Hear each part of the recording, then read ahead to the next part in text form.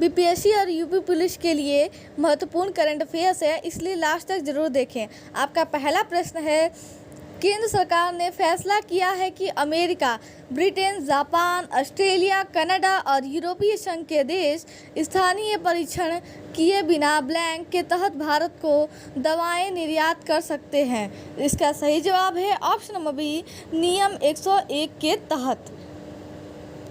कई दवाओं के लिए केंद्र सरकार ने भारत में स्थानीय नैदानिक परीक्षणों की आवश्यकता को समाप्त कर दिया है।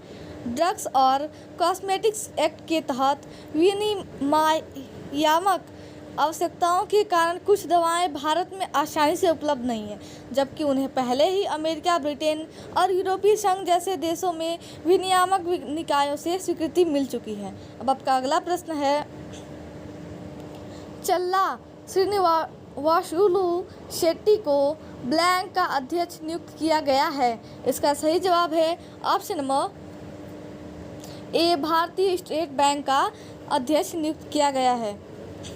चल्ला श्रीनिवासुलु शेट्टी को भारतीय स्टेट बैंक का अध्यक्ष नियुक्त किया गया है। अब आपका अगला प्रश्न है, छत्तीसगढ़ सरकार ने भारत के तीसरे सबसे बड़े बाघ अभयारण्य का नाम क्या है? इसका सही जवाब है ऑप्शन नंबर डी, गुरु घासीदास तपोर पिंगला टाइगर रिजर्व। छत्तीसगढ़ सरकार ने भारत के तीसरे सबसे बड़े बाघ अभयारण्य को मंजूरी दी है। अब आपका अगला प्रश्न है, भारत में किस राज्य सरकार ने 7 अगस्त 2024 को कम प्रजनन दर की चिंताओं के कारण 2 से अधिक बच्चों वाले व्यक्तियों को स्थानीय निकाय चुनाव लड़ने से रोकने वाले नियम को हटाने का फैसला किया है?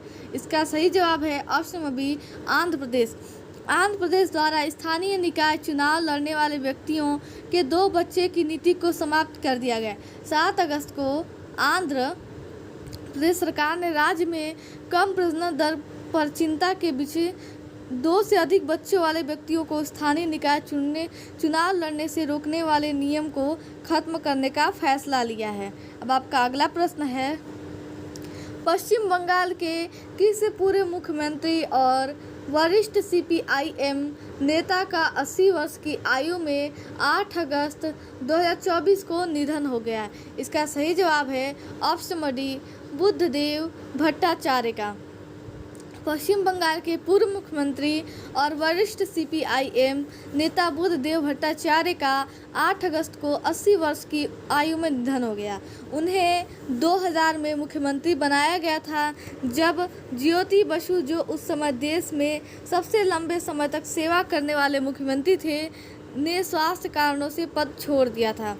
अब आपका अगला प्रश्न है, ओलंपिक में भारत के लिए सबसे कम उम्र का पदक विजेता कौन है? इसका सही जवाब है ऑप्शन नंबर सी, अमन सहरावत हैं। 9 अगस्त 2024 को पेरिस ओलंपिक में पुरुषों की 27 की फ्री स्टाइल स्पर्धा में कांस्य पदक जीतकर अमन सहरावत ओलंपिक में भारत के लिए सबसे कम उम्र के पदक विजेता बन गए हैं। उन्होंने पिछड़े को पीछे छोड़ते हुए 21 साल और 24 दिन की उम्र में यह उपलब्धि हासिल की। यह रिकॉर्ड पीवी सिंधु के नाम है, जिन्होंने 22 साल की उम्र में मेडल जीता था। अब आपका अगला प्रश्न है, आर्थिक मामलों की कैबिनेट समिति CCEA की प्राथमिकता भूमिका क्या है? इसका सही जवाब है ऑप्शन नंबर बी, आर्थिक नीतियों और परियोजनाओं को मंजूरी देना। आर्थिक मामलों में कैबिनेट समिति CCEA देश की आर्थिक नीतियों से संबंधित महत्वपूर्ण निर्णय लेने के लिए जिम्मेदार है, जिसमें महत्वपूर्ण आर्थिक परियोजनाओं, वित्तीय प्रस्तावों और देश की अर्थव्यवस्था को प्रभावित करने वाली नीतियों की मंजूरी शामिल है। अब आपका अगला प्रश्न है, अमन सहरावत ने पेरिस 2024 ओलंपिक में पुरुषों की ब्लैंक फ्री स्टाइल श्रेणी में कांस्य पदक जीता। इसका सही जवाब है ऑप्शन नंबर ए, 27 किग्रा। अमन सहरावत ने प्यूर्टो रिको के डेरियन टोई क्रूज को 13 से 5 के स्कोर से हराया। वो हरियाणा के एक भारतीय पहलवान हैं। अब आपका अगला प्रश्न है 18वीं लोकसभा का दूसरा सत्र संपन्न हुआ। इस सत्र में कितने विधेयक पारित हुए? इसका सही जवाब है ऑप्शन नंबर डी 4। 18वीं लोकसभा का दूसरा सत्र लगभग 115 घंटे की 15 बैठकों के बाद संपन्न हुआ। अब आपका अगला प्रश्न है वक्फ संशोधन विधेयक 2024 की समीक्षा के लिए संयुक्त संसदीय इस जेपीसी में कितने सदस्य हैं? तो इसका सही जवाब है ऑप्शन नंबर ए 31 सदस्य हैं। वक्फ संशोधन विधेयक 2024 की समीक्षा के लिए संयुक्त संसदीय समिति जेपीसी की स्थापना की गई है। अब आपका अगला प्रश्न है भारत सरकार ने बांग्लादेश सीमा पर स्थिति की निगरानी के लिए एक समिति बनाई है। इस समिति में कितने सदस्य हैं? तो आपका सही आंसर है ऑप्शन नंबर डी 5 सदस्य हैं। समिति भारत बांग्लादेश सीमा पर वर्तमान स्थिति का आंकलन और निगरानी करेगी। अब आपका अगला प्रश्न है निम्नलिखित में से कौन सा आयुष प्रथाओं के मानकीकरण के लिए एक नया समर्पित विभाग बनाएगा? तो आपका सही आंसर हो जाएगा ऑप्शन नंबर डी भारतीय मानक ब्यूरो बनाया जाएगा। भारतीय मानक ब्यूरो BIAS आयुष प्रथाओं के मानकीकरण के लिए एक नया समर्पित विभाग बनाएगा।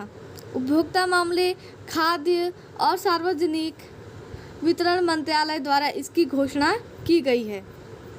इसका मुख्य उद्देश्य आयुष उत्पादों की सुरक्षा, प्रभावकारिता और गुणवत्ता को बढ़ाना है। ये विभाग आयुर्वेद, योग, प्राकृतिक चिकित्सा, यूनानी, सिद्ध, सोवा, रिप्बा और होम्योपैथिक को कवर करेगा। अब आपका अगला प्रश्न है हाल ही में भारत और ब्लैंक ने अपना चौथा विदेश कार्यालय परामर्श FOC आयोजित किया। तो सही जवाब है option number A Zambia. Bharat और जाम्बिया के चौथे विदेश कार्यालय परामर्श FOC में उन्होंने द्विपक्षीय संबंधों को बढ़ावा देने और सहयोग के नए क्षेत्रों की खोज करने का निर्णय लिया।